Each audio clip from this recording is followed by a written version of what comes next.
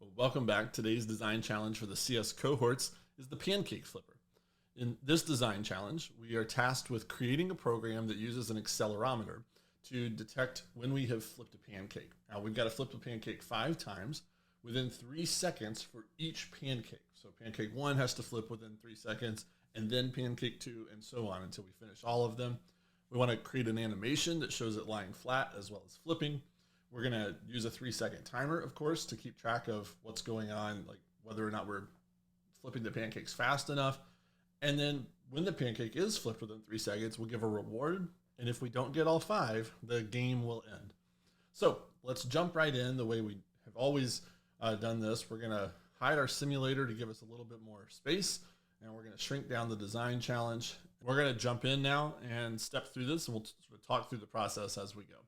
So we can see in our pseudocode that we need some variables. We're going to have an on start, an on button A pressed, and a forever block. So we're going to go in and grab all of those. Go ahead and get our stage set here. So I'm going to bring my forever block down just a little bit, and I'm going to go into input. I'll go ahead and pull out an on button A pressed. And because we've done our pseudocode, we can start with our variables because we already know all the variables that we're going to need. So if you remember, the first one we need is a number of flips. That's keeping track of how many pancakes have been flipped. We're going to have a flipped variable. Was the current pancake flipped or not is going to be what that's tracking. We need an in-game variable. And then we need to make one more variable. This is for our clock. This is when we're going to start cooking. So I've now created 4 variables. If you mistype any of these, you can just drag them out, click the little down arrow, and you can rename the variable and change whatever you called it previously. Okay. Now we're ready for our on start block. 3 of our variables are hard counts. They're counting a specific thing, like the number of pancakes flipped or whether or not it was flipped. So 0 for, they're kind of binary. So we need to go straight to our variables menu, and we're going to set all of those variables to 0 because that's where we want to start counting from. So we can copy and paste them, or we can duplicate those blocks. And in each one, we're going to just change the variable from the first one we want to be number of flips. The next one is flipped, and the next one in game. And it really doesn't matter which order you have these in. These are basically going to happen instantaneously. Technically, they're in sequence, but really, really fast.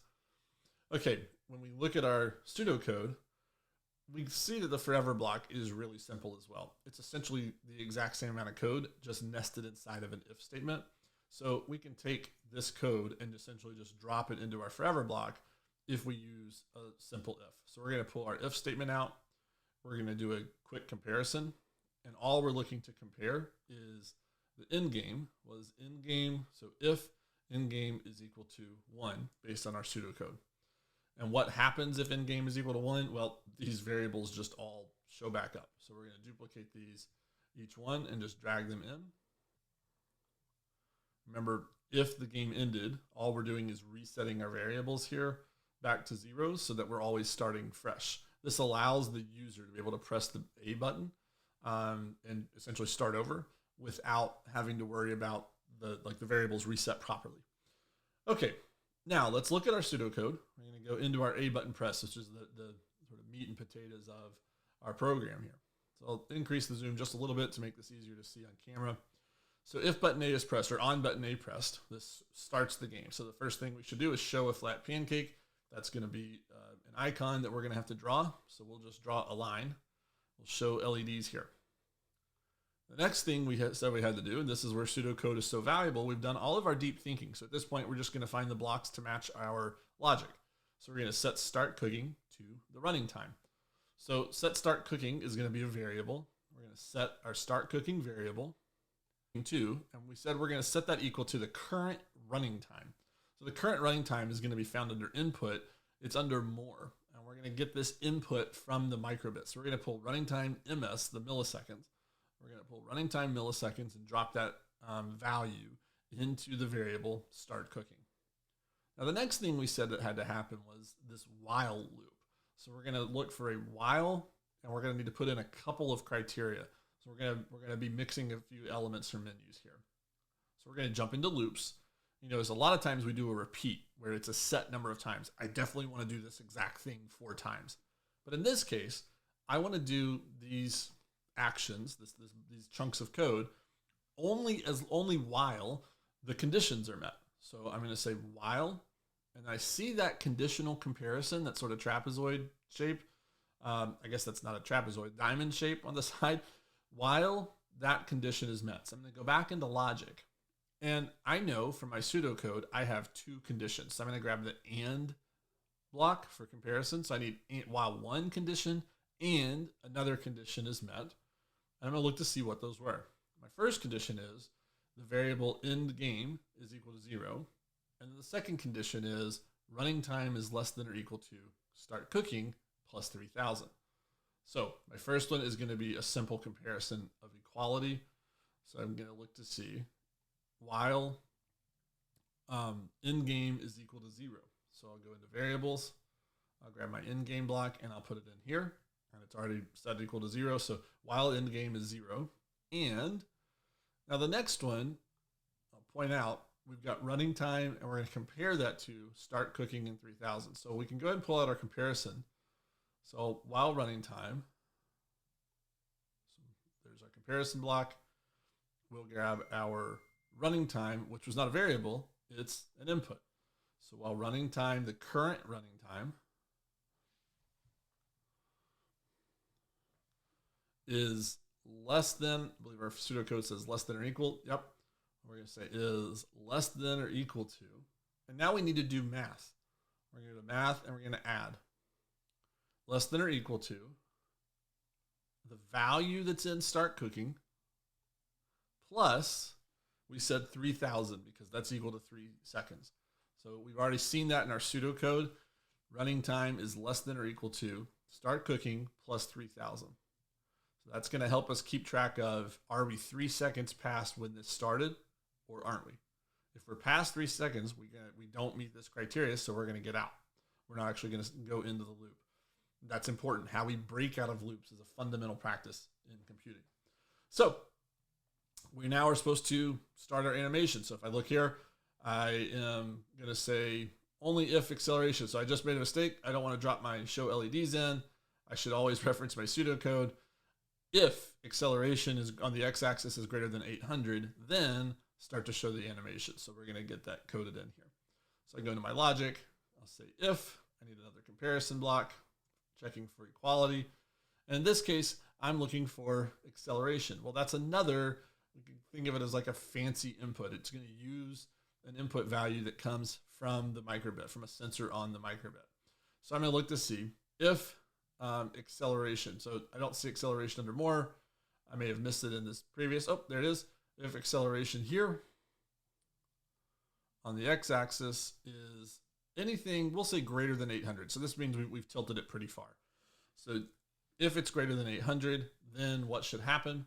Well, then we're going to show LEDs. We want to show it tilted to the left and to the right. So we'll show it to the left. We're going to duplicate it and show it in the other direction. I'll just keep scrolling down here. And the other direction is just going to fill in those LEDs.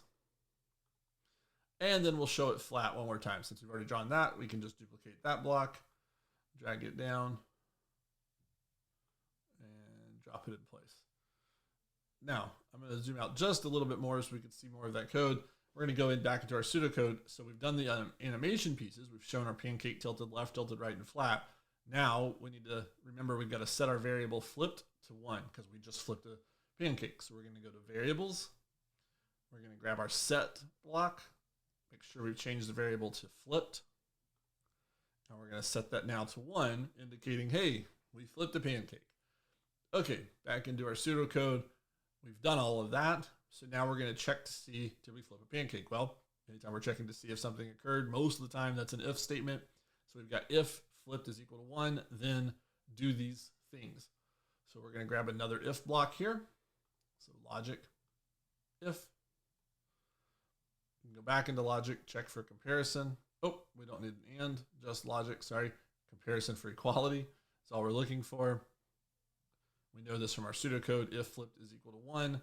So we're going to go back into variables. We'll grab our flipped variable and we'll drop that in there. Make sure you're holding that so you get the yellow over the 0 and it pops into place. You'll see it expand to accept that variable. And we're looking to see only if that equals 1 based on our pseudocode. So if flipped equals 1, what is supposed to happen? We should show a smiley icon. We should change the number of flips by 1, increase that by 1. We should set flip to 0, and we should reset the start cooking clock. So let's get that done. The first thing we had to do was show LEDs. But if I'm going to show a smiley face, I can just show an icon. It'll just shrink things a little and make it a little bit easier. And also, it makes me not have to draw it. So I'm going to show my smiley face icon was our first criteria.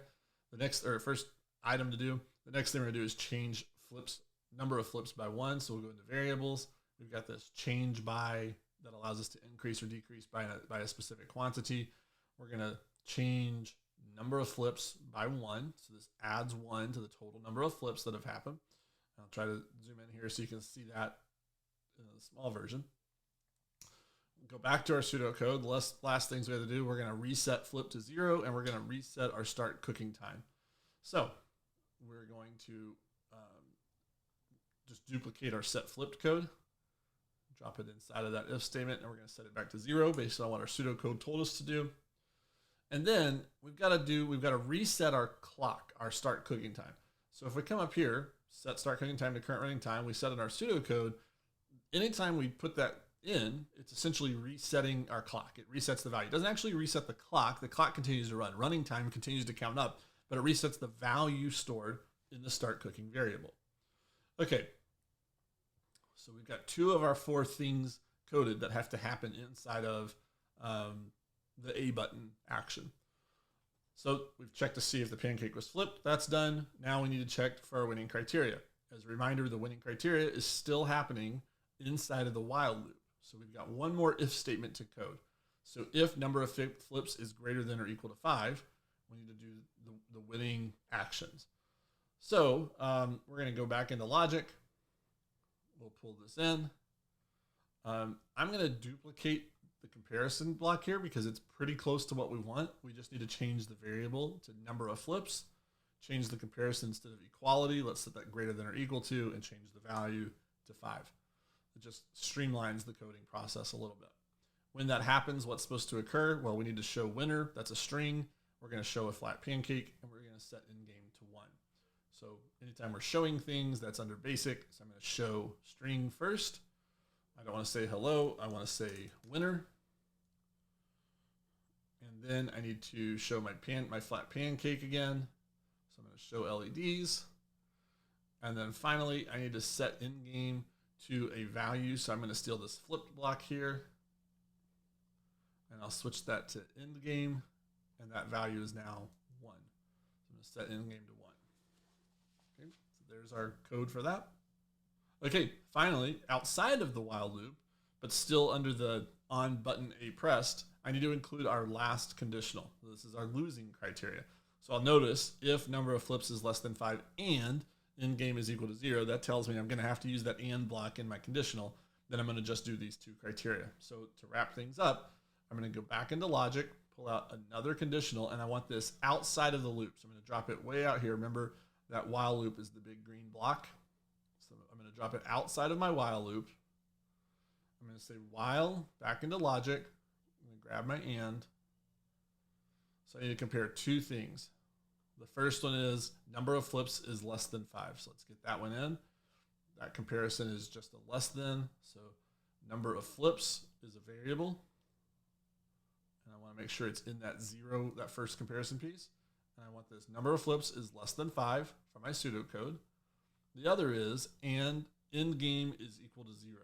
So I've got another variable. So I can actually just duplicate that, making sure that that sort of diamond shape is highlighted in yellow. I can duplicate that. I can drag that into this other comparison, and I'll just change the value. So we said end game is equal to 0 based on what was here. End game is equal to 0 in our pseudocode. If those 2 conditions are met, I need to show the skull icon because I didn't flip my pancakes fast enough. I need to set the end game to 1. So I'm going to go to basic. I'm going to show an icon. There's an icon built in here for a skull. So I'll grab my skull icon. that was the first piece. And then I need to set in game to 1. So I'm going to go back into, oh, here it is, set in game to 1. I can do that right there. I just duplicate it. So I'll duplicate that and drop it here. Okay, there's all of our code. And when we zoom out, we can see it's way too little to see on the screen all at once. Or wait, I have to zoom out so far, it makes it small to see on the screen. But there's all the code, and I'll make sure to include that, the link to that code in the description below. We can double check this on our simulator really quickly. I open the simulator, we start the code, nothing happens because nothing happens. It's all behind the scenes. When I press A, I expect to see a flat pancake, and I got to hurry to start flipping those pancakes. So there's my flat pancake. Notice I flip it. It shows me the value. I flip it again. It flips another one. I flip it again. There's 3. There's 4. Here's 5. I should see winner. Yes, we flipped all of our pancakes. Now, that should reset us back to 0. I get a flat pancake, and it's waiting for me to do something. If I flip it now, nothing goes because I haven't pressed A to start the next game. This time when I press A, I'm going to flip 1. Okay, there's 1 pancake flip. I'm going to wait, and I should see a skull. There it is. We lost because we didn't flip within 3 seconds. Okay, as a reminder, we're making these videos for teachers and students. Super basic, but trying to build the fundamentals for code. If you have questions or comments, please include them below. We'll do our best to respond as quickly as we can.